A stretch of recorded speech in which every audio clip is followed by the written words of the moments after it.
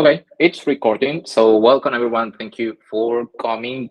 Today we're going to be talking about Rocketpool. It's a decentralized Ethereum staking protocol. Quick question before starting: have any of you used Rocketpool or know how it works from prior, I don't know, education sessions or maybe an article, or maybe you saw Banco's podcast on YouTube and you became familiarized with the protocol? Does any of you have any experience with it? No. Guess not. Okay. So I prepared the first part of the presentation just as a very basic explainer of what is the protocol and what it does, why it's so important for Ethereum. So it's Essentially, basically I have a small experience with it. Actually, like I put like a minor amount of money in this, so I hope that you tell the right things, that I'm not on the right direction. Nice. Quick question, Marcus. Did you only stake ETH or RETH, or did you become like a node operator? No, the first one, just like Okay. for RE. Okay, we are going to see both use cases today. So it's a decentralized protocol for staking Ethereum in the ETH 2.0 way. The target user is everyone from people new to staking service providers. And this includes like big exchanges like maybe Coinbase, maybe Gemini, maybe Kraken, centralized exchanges that provide staking as a service. And it also can be seasonal stakers, people who's staking right now on the Bitcoin chain on their own. They can use this service as well. So the main idea is, or the main meme of the protocol is, this is a decentralized and trustless network of ETH stakers. We work towards the decentralization of Ethereum. And in this case, like the reason behind it is that Ethereum will change the security mechanism for validating transactions from proof of work to proof of stake. That's a very complex topic, but this is what makes a place in the market for something like this protocol, like this specific change. That doesn't tell you anything of why this exists. We know what makes it possible, or why the idea is out there, but the problem. Sorry to interrupt you, Sergio. You're getting feedback in your voice, and I don't know why. That's weird. Let me check It's my like mic. it's like your internet is like cracking up or something.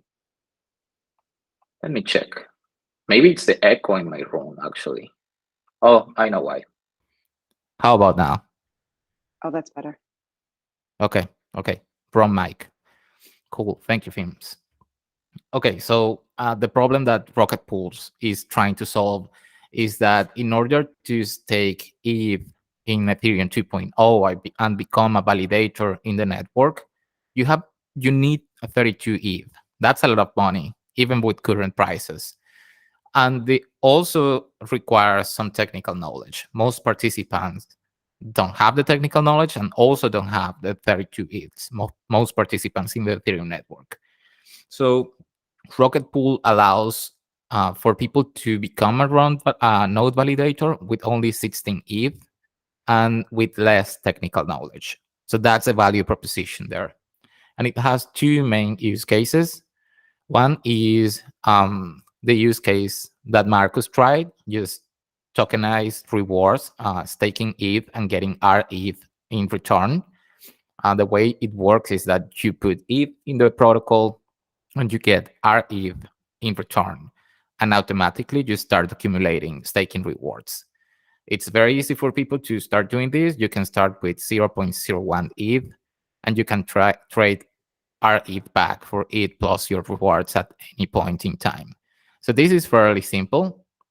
And the most attractive use case, at least for me, is to become or to run a node in the Ethereum 2.0 ecosystem.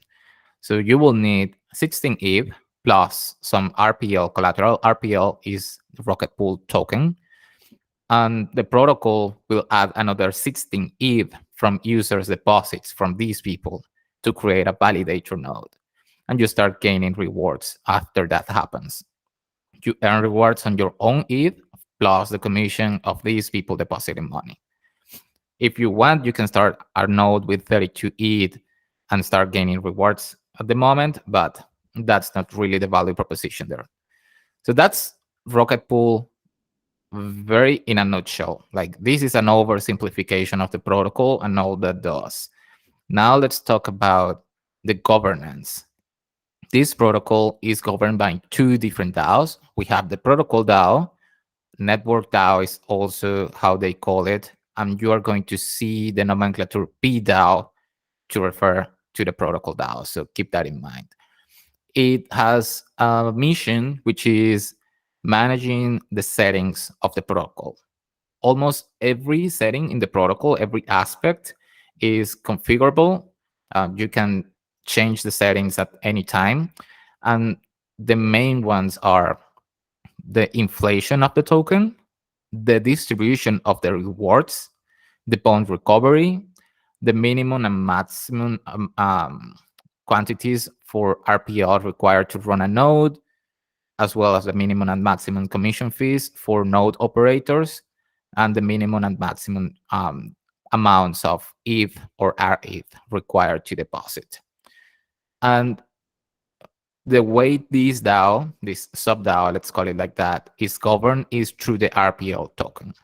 So every person with RPL is able to cast votes on the decision-making processes of this protocol DAO. And then we have another DAO, which is the Oracle DAO, or the ODAO for short. This is a bit tricky to explain, but I guess this is a good way to start. In Rocketpool, you have two types of nodes. You have regular nodes, which is what we described earlier, and you have Oracle nodes. In practical sense, they are almost the same in regards to the technology, the node operator software that they use, and the requirements to spin up a node. But Oracle nodes have a different set of tasks. They are rewarded for those tasks. And let's explain why these oracles need to exist in order for the protocol to function at this point. Because this is staking for ETH 2.0, it requires an oracle service. And this is why. Ethereum runs on mainnet and on the beacon chain designed for Ethereum 2.0, which is where the deposits are made for Ethereum 2 staking. Those are two separate chains, and the smart contracts on the mainnet cannot validate information by themselves about the state of the beacon chain. So you need someone to validate information from the beacon chain to the main smart contract. The ODAO does that. It's an oracle and provides oracle service and something that's called network liveliness. We're going to talk about it in a bit.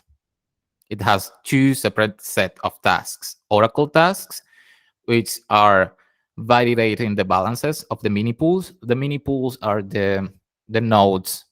The Oracle DAO provides information of how much ETH and RETH are in those pools, and the RPL ETH ratio on the protocol itself. And it has some service tasks. Mini pool validator, which is validating how many pools are in the system. Not how much they own, but how many are they. If there are some withdrawals or exit positions, these people need to validate that information and communicate it to the main smart contract. And they also do something that's called protocol liveliness. It's really hard to explain, but basically means that all the levels are in sustainable numbers and the protocol is functioning as it's intended to function. And then we have to talk about who is the people composing like the Oracle DAO. The Oracle DAO spinned up a couple of months ago now with the launch of the protocol. And it was around 15 members for the Genesis group. Currently, there are between 14 and 12 members, and I'm going to explain why. And these 15 people, trusted members of the community, seasoned Ethereum stakers, so on, report data back to the protocol. And for that data to be valid, the group must reach consensus. Those are the kind of proposals that they pass on their DAO, are basically proposals for validating data. That's the mission of the Oracle DAO. And in order to join, you need to be nominated by a member and deposit an amount of RPL. We don't know how much RPL you need to deposit. That's kind of undisclosed at this point. But it's supposed to be a very meaningful amount because it serves as a guarantee of good conduct if you're stake, quote unquote, in the protocol.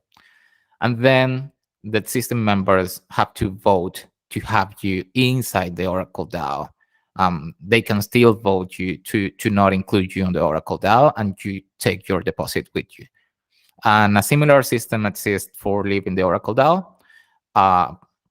Node operator, an Oracle operator, can submit a proposal to leave the Oracle DAO. And in that moment, if that proposal reaches consensus and gets approved, you take your initial deposit with you. So it's a very similar mechanism. And before talking about how this translates into real life, I want to open a space just to let you ask a question if you have one, or to add a comment. If something of this seems like a bit tricky to understand or something like that. Do you have any comments or questions at the moment? Yeah, I actually have a few questions. So how many, is there just one Oracle DAO, or there is like multiple Oracle DAOs? Just one. Okay, just one, and it's providing that kind of connection from the beacon chain to the main chain, correct? Yeah. Okay. And maybe I missed that. Like, what's the motivation there of being, like synced basically too? Like, what's are the incentives there? Or you might be talking about that later. The motivation for having two DAOs is to not give exclusive control to the protocol DAO, and also to separate the two work streams. They needed a body specialized in providing Oracle services. So I'm guessing the rationale was to not overload the work of the protocol DAO. Yeah, my question was a little bit different. Like, what are the incentives for the Oracle DAO to being correct? Like, like providing the right data and not manipulate the data. They get paid. They get a part of the RPL inflation schedule. It's allocated for the Oracle DAO. So each of these nodes gets a reward in RPL for providing these services. So that's how they incentive this activity. Okay. The protocol DAO also gets part of the issuance of new RPL, and the rest goes to treasury and the reward system of the protocol. Okay. Thank you. Yeah. Everybody gets paid in the protocol, basically. Yeah. And all the payments are done through the inflation schedule of the RPL token. Okay. Sounds good. Good to go? I'm good. Okay. Now, let's get to the weird part of Rocketpool. You might expect some like crazy on-chain governance, super automated, but surprise, it's not. It's very ad hoc. Almost all the execution depends on the core team and the protocol DAO. So let's break it down. This is how a current governance, workflow looks like at the moment. So you start a discussion in a forum with a poll in the post. If there's interest, it becomes a proposal, like a formal proposal. And depending on the nature of that proposal, the protocol DAO or the Oracle DAO opens a voting session. Let me explain what I mean by this. If it's a change to the protocol, it is a matter of the protocol DAO. If the discussion is to add, remove, or make changes to the way the Oracle DAO functions, then the Oracle DAO is going to vote. And then most of the time, the protocol DAO executed if there's no veto or major concerns from the Oracle DAO. In terms of the execution of these proposals, because this is not automated, the execution relies on the protocol DAO or the core team. In theory, it's the protocol DAO who's executing everything in terms of implementing changes, setting up new technical stack on the protocol and all of that. But on practice, seems like the core team is the one, executing the proposals. Of course, we don't have like an official statement of it, but it seems like it's the core team. So now getting to the security part, how to prevent bad actors from taking over the protocol and all of that. They had something called bootstrap mode, which was like a recovery mode for the state of the protocol. They don't have that anymore. I'm not really sure why they eliminated the bootstrap mode, but they gave the ODAO gatekeeping rights for contract upgrades. So this is a safe word right here. Another safe word is that the Oracle DAO members that show malicious behavior can be kicked out of the organization by existing members. They also, besides kicking out a node operator who's acting in a bad way, they can burn their bond, depending on the offense or depending on the behavior. And the last safe word is that basically the core team has the kill switch. They implement the changes, they control any hard implementation on the code of the protocol, so they can stop a malicious proposal from being implemented. This is enacted through the Rocketpool Limited Company, I'm guessing. Like the legal entity behind the core team. And there are some risks that I identified and that also people is discussing actively in the forums. The three main ones: currently, the community has no control over who joins the Oracle DAO. As I told you before, in order to be a member of the Oracle DAO, you have to be invited by existing members, and that leaves the community with no voice on the matter.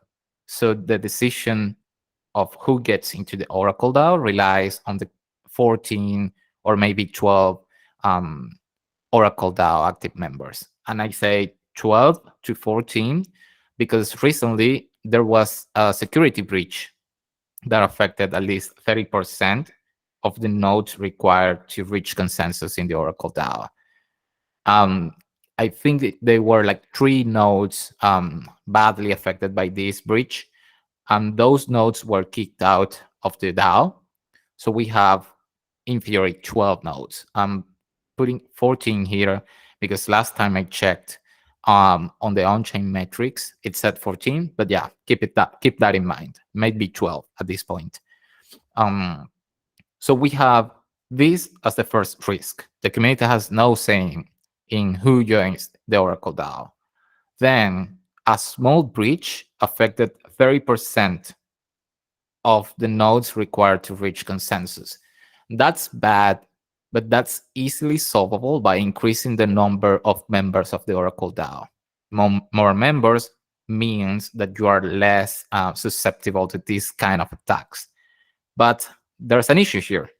These people is not incentivized to add more than 15 people because then their rewards get split between more people. So they make less money from providing the same services. So yeah, that's kind of a conflict of interests there. And I'm really eager to see how they solve that. And then the last risk is that at the moment, the Oracle DAO members do not have to renew their subscription or the fact that they are part of the DAO in order to continue participating. So this leaves few options for balancing the power that those people have. And that also causes the power to stagnate between the same people across the years. So the community is actively looking for proposals and references of how to implement rotation system or something similar for the DAO members to renew their subscription or their powers in the DAO from year to year, or maybe every 6 months or something like that. This is an ongoing discussion on the forums right now. And then the future. As you may see, this is a very rudimentary governance system. There's little to none on-chain safeguards. There is no a legitimate kill switch for impeding that bad proposals passed. And there's also a lot of involvement from the core team in the execution, which is natural for a product like this, but it needs to be more transparent. So in the future, long term and near term, there are some things that are going to change. The plan, and this is official, the plan is to dissolve and distribute the functions of the Oracle DAO. And this is going to happen, yes or yes, because when the merge happens, there's no point on having Oracle services because everything is going to be on the same chain. I'm going to stop here. Punkar, you have a question. Yeah, thank you. I'm just like very curious about, like, I haven't been on the forum, but like it seems to me that basically here, like if the Oracle DAO or the like protocol DAO decides like we just like take all the funds, like there are few people who just decide like we take all the funds and leave for some country where we cannot be found, it basically would work. There is like all the controls within hands of few. Is that correct? It's very centralized at the moment. Yeah. Okay. And is there like, is it centralized because like it's like a company, it's like legal entity, and you know it's more like they want to be like that? Maybe we're talking about this now, or it's like, do you know what's the reason behind this kind of very centralized approach? Yeah, I know the core team. I know the founder, and they seem like good people. That's key.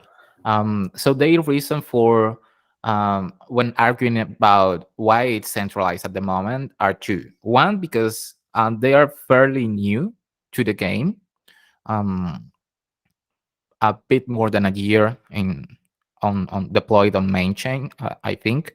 And two, it's because they need to secure the sustainability of the protocol before letting it go. So those are the two main reasons of why the implementation of protocol changes and main proposals are centralized for now. But again, this is going to change. The Oracle DAO is going to disappear. If all goes well, it's going to disappear after the merge because there's not going to be any point on having Oracle services. They are not going to need those. And actually, and this is happening right now, they are creating a space on Snapshot for the community to create and submit their own proposals. These proposals, again, are going to be executed by a centralized body, but at least they are giving the community space to articulate proposals in a better way than on the forum.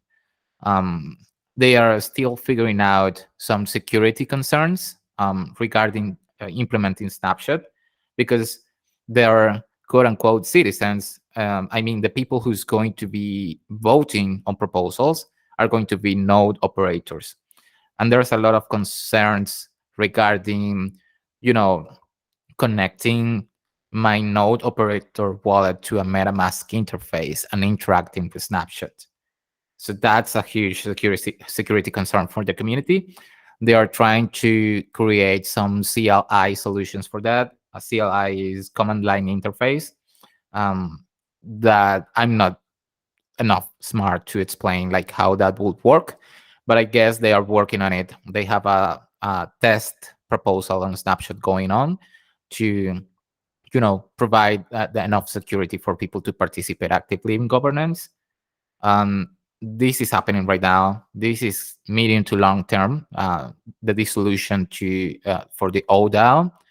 And right now, like the big end game for them is in the future, the rocket pool improvement proposals will be voted only by RPL holders, and it will take form of on-chain voting on something that they are calling Rocketpool DAO, and that's going to be it. Like all the decision making is going to be converging to an on-chain DAO, and the community finally will have a saying with RPL token holdings.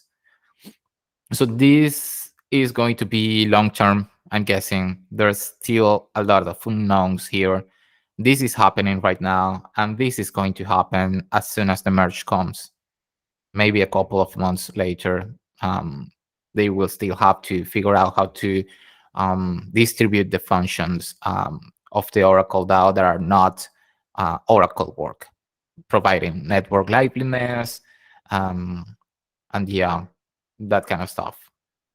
So that's Rocketpool on a nutshell. And this is their ad hoc governance approach. You might be scared at this point. I will be, but they are doing pretty good. I have some data here, and they have plus 1,000 node operators. So that's a lot. Almost 200K if to deposit in the protocol.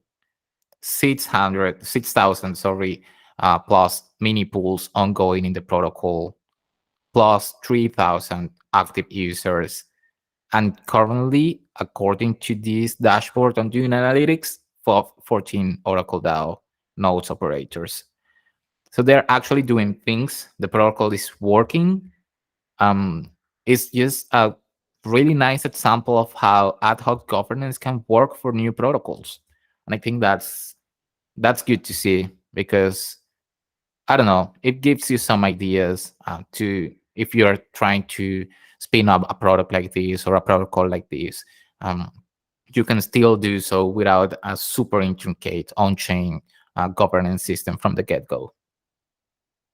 And this is opinion, but I think this is better than designing a rigid governance system on-chain and then have to implement changes or maybe do a fork or something like that because something slipped through your fingers and you didn't see it. So yeah, that's basically it. If you have comments, questions, something to say, this is going to be the moment, folks. I'm going to come back to the general view here.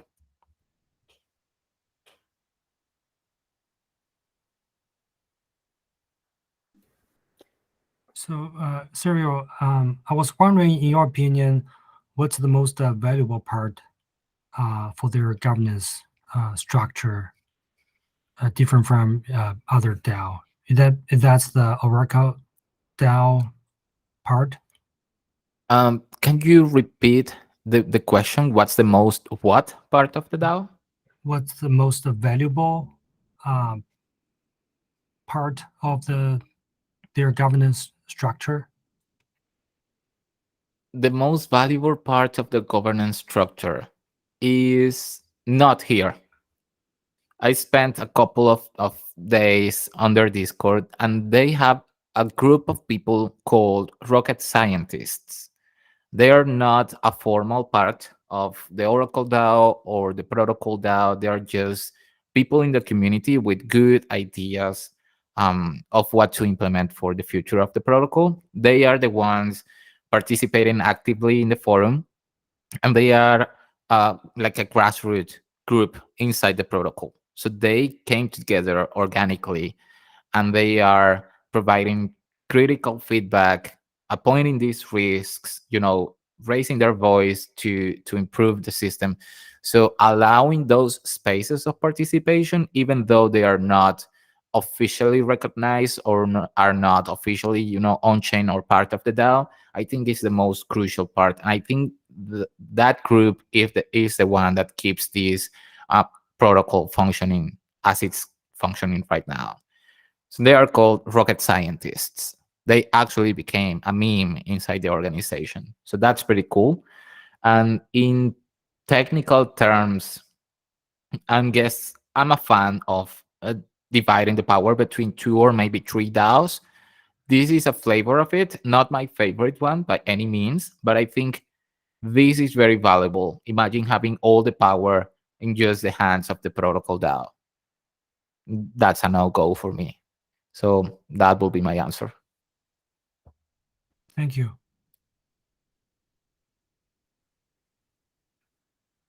Anything else?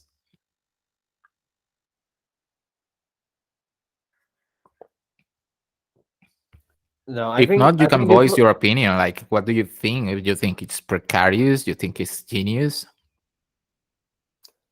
yeah, I think their governance is very early, as far as I can say, from what you described. I agree that it's sometimes easier, start with very centralized approach. However, it feels to me a little bit odd that some service like they have. Um, but it's if people believe in it, and if people trust those contributors, there is probably no issue. We will see later on if there has been an issue. I just feel like when you are capturing a lot of value from the market, and maybe my first question is, what's their kind of overall value, logged value in the staking? Do you know So the that? overall value, like for stakers, Yes. you make more money staking with Rocket Pool than staking on your own. No, I mean, how much is locked in staking on Rocketpool? It's actually not locked. You can withdraw at any point. So that's one main differentiator than staking on the mempool, like on your own or with other service providers. Because usually, if you are staking for ETH 2.0, you're going to be able to withdraw once the merge happens. In this case, it's not like that. You can withdraw and go out with your money at any point, as long as there's liquidity in the protocol, of course. This And is why that's a having the huge, communication between the Oracle DAO and the protocol, between the mempool and the mainnet, for me, it's huge. That's a huge value proposition. yeah. I just sorry, I didn't want to cut you off. I just wanted to say that to me is the huge value proposition there. You can stake it and you can leave it as you like, and that's the main difference between all other staking services with these. Yeah. But you can also sell stake ETH from Lido, or Yeah. Actually, Lido is the biggest competitor here. At least in my eyes, Lido is winning because they have more incentive programs for their token, like their mirror of Ethereum. They have that in place in the broader DeFi ecosystem. I think that's something that's lacking for Rocket Pool in order to gain more traction in the market and more presence. But yeah, the difference with Lido is, for me, and again, this is going to be 100% opinion. Rocket Pool is more aligned with the decentralization ethos for me than Lido. okay.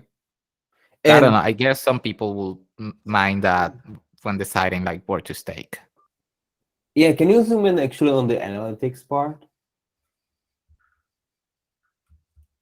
Okay, yeah, that's what I kind of wanted to get into, like how much ETH is deposited in Rocket Pool. So seems like pretty big amount, and you know, personally, I trust more when this sum of the value is rather locked by a smart contract, and I can see like what are the rules there, and like that's got more governed like by the community. With some history, like I would be a little bit worried here, honestly, with what you describe as who has the power kind of over it.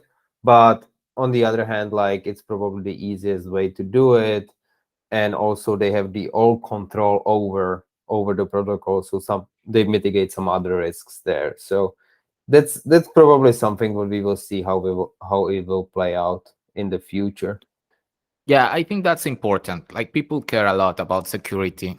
The thing with this ad hoc system is that yes, it is simpler. It is simpler than many other, governance systems. More when we're talking about protocols, but at the same time, because it's so simple, security concerns are easy to tackle. So they detected this vulnerability and they took action like almost immediately. No critical parts of the system were compromised. Only 3 nodes of plus 1,000.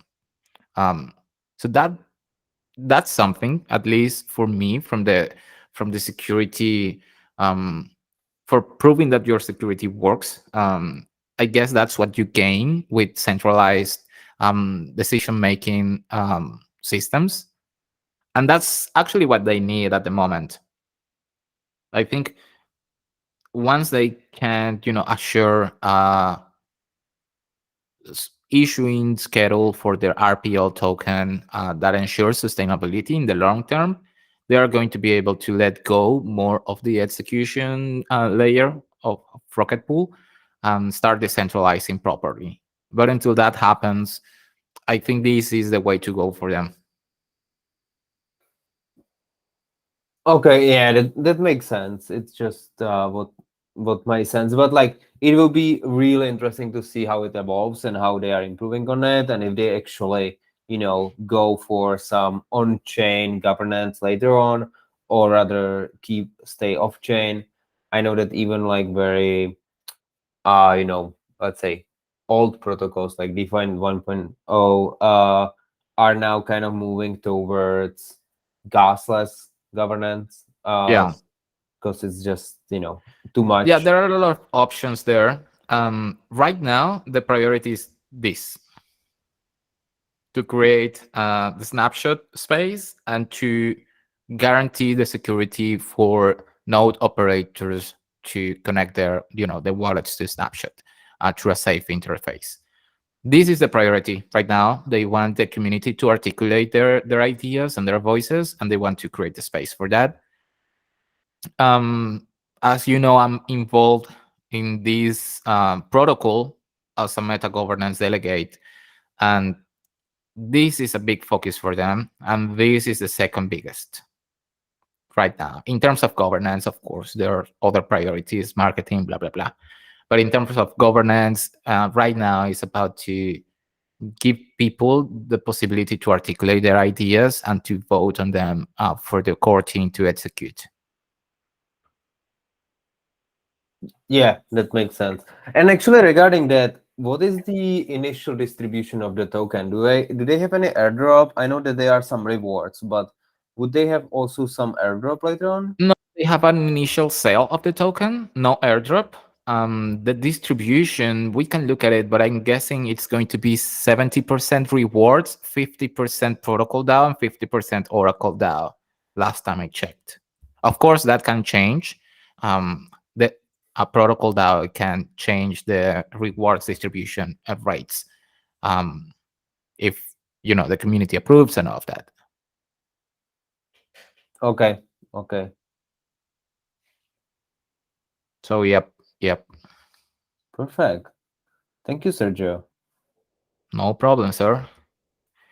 I'll keep you updated with the changes in the protocol because I'm working closely with them. But so far, this is it. This is Rocketpool. Very cool.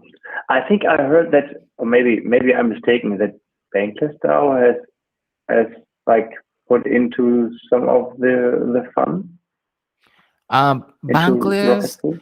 I don't know if Bankless DAO. I know Bankless, like the company, the podcast, spin up like, I don't know if they were like 3 node operators and 3 validator nodes, something like that. Mm. They spinned Uh-huh. up some nodes like a couple of weeks ago. I saw it on Twitter. Yeah. Okay.